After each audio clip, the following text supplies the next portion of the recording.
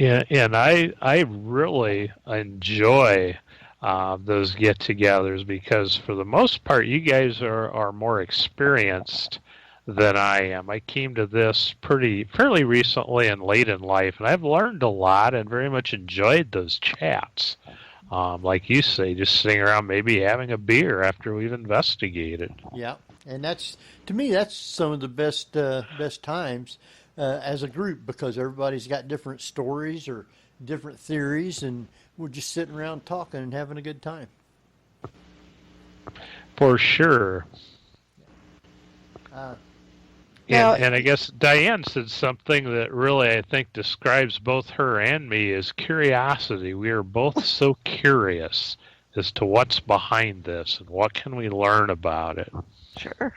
I think when you first start getting into it, the more that you hear, see, or come across, the more you want to find out about it. Hmm. And some things you just can't deny. Currently, I'm working on a book, and it's different than anything I've ever done before. It's on the 107th Ohio Regiment. And I'm focusing just on Chancellorsville and Gettysburg. And I knew nothing about this group, but I had an occurrence there in the spring of 2018.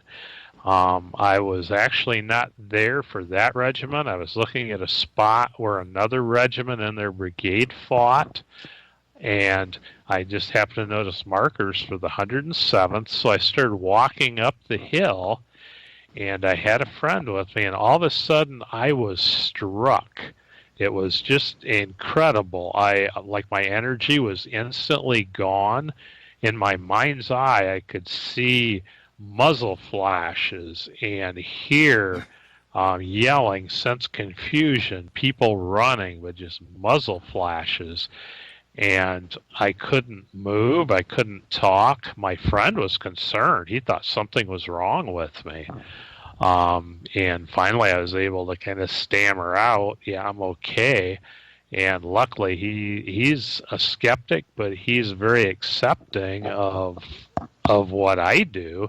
And I told him what had happened, and he was pretty intrigued by it all. But what's really strange is I came home 3 days after that trip. I gave a talk on my first I Met a Ghost book.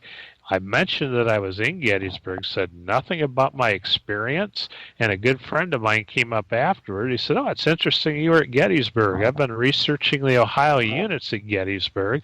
So did you know the 107th Ohio had a company from Williams and Defiance counties, my county?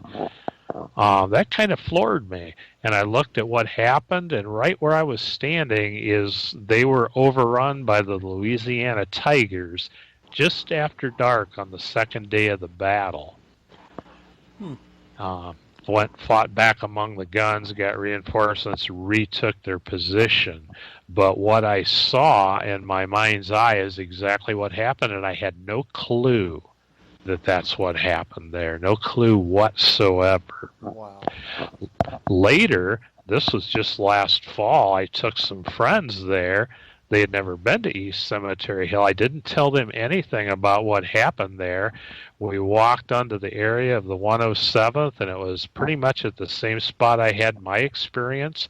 And one of the ladies with us started crying uncontrollably and Wow. couldn't explain it other than she felt intense sadness and emotion. Huh. So that's what led to the book that I'm doing. And it's a combination straight history and paranormal. I'm doing a very, as professional, thorough as I can, historical presentation of this regiment and what they did in these two battles, but then telling the paranormal side what happened to me, why I'm doing the research. And Diane was with me. We were at the 107th position on the first day's fight, and she was taking photos. We got tons of orbs. Only when I was talking out loud, saying names of people in the regiment and so forth. And I said, "Okay, if you're here," I had an EMF meter. And I said, okay, if you're here, on the count of 3, can you make the needle move? And I counted to 3. On 3, the needle moved about a third of the way up. And Diane took a picture at that moment, and there was a huge orb right in front of my face. But you can even see that it's between me and the monument because it eclipses part of the corner of the monument. And yeah, it was about the size of my head. A little bit later, we were doing EVPs, and Diane is German. This is a German unit, and she said, well, I'm German. Are you proud of your heritage? I'm proud of being German. And we got a yeah. Wow. Best EVP I've ever collected. Now that's when you get those kind of EVPs as a response. Those are really interesting. I've got quite a few of those. So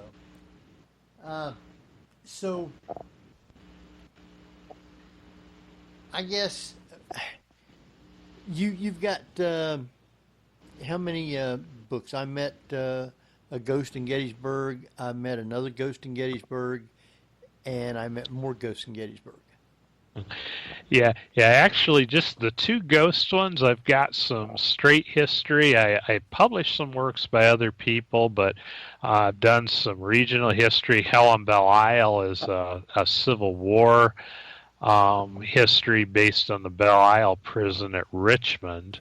And the book I'm doing now, the working title is Discharging the Ghosts of Dishonor, the 107th Ohio at Chancellorsville and Gettysburg. Ought to be interesting. You know when that's going to be out? Well, it was to be out the 1st of May. I was going to introduce it at the Ohio Civil War show, but now with the coronavirus, until I can make my 2 research trips, I'll just do what I can, and then I'll have to plug in that information. So maybe this summer sometime. Yeah, and the Ohio show's canceled too. So, and I didn't mention too, I have one book, a best of my column called The Best of On My Mind, and because I can't do my 107th book, I'm coming out with volume 2, Best of On My Mind. That should be out within probably a week and a half or so. I have it all done. Now I need to get it submitted and printed.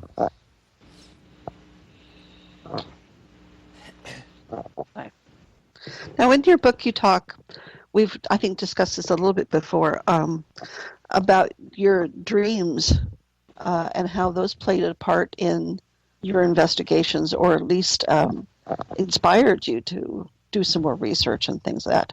Are you still having those contact dreams? I haven't had one recently.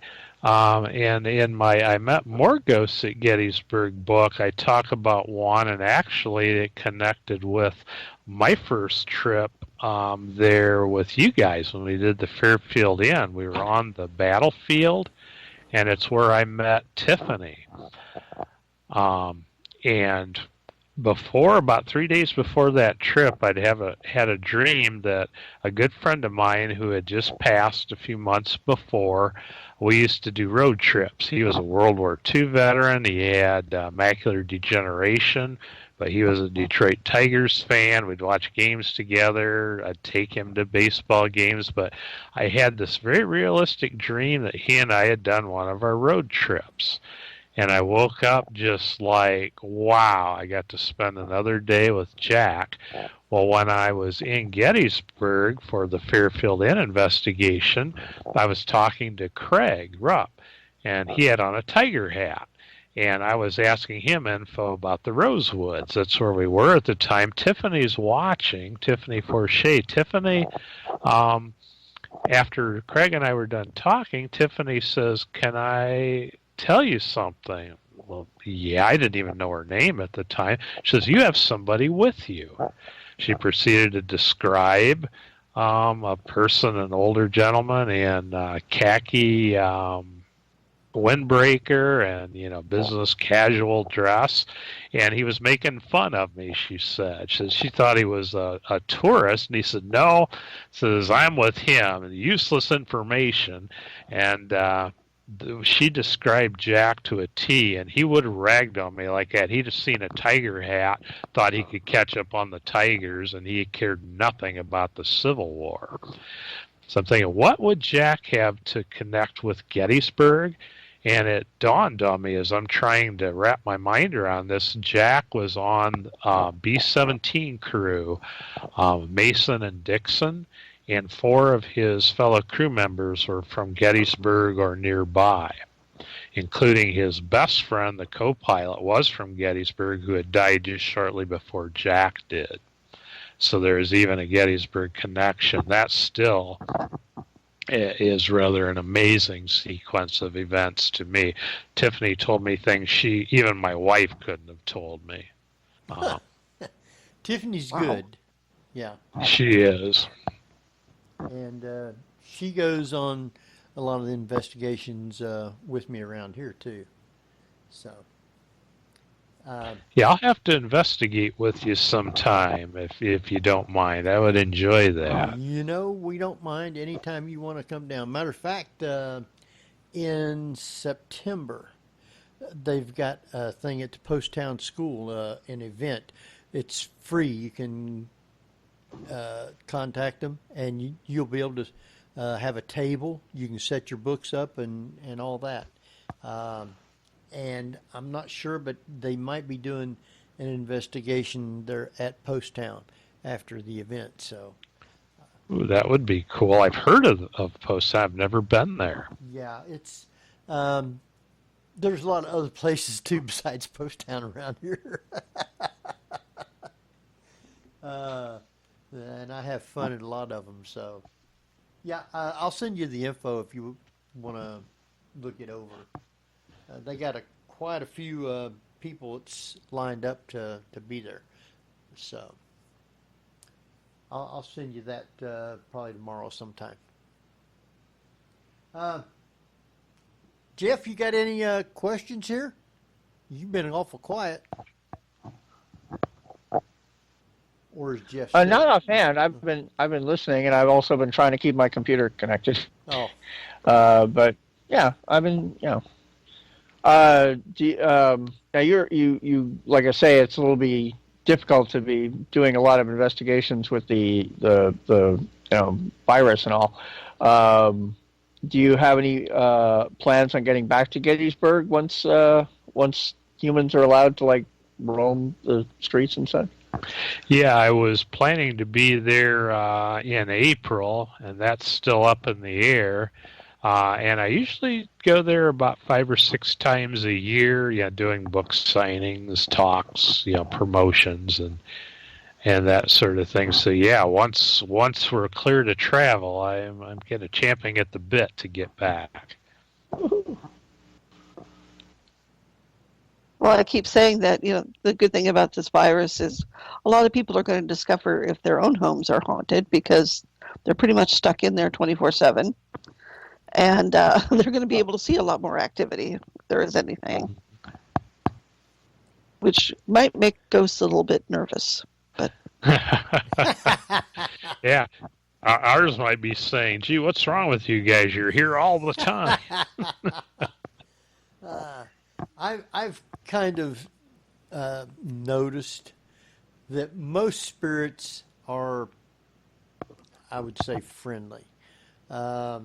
Any show that you turn on TV, it's everything is just outrageous, and I don't think it's that bad myself.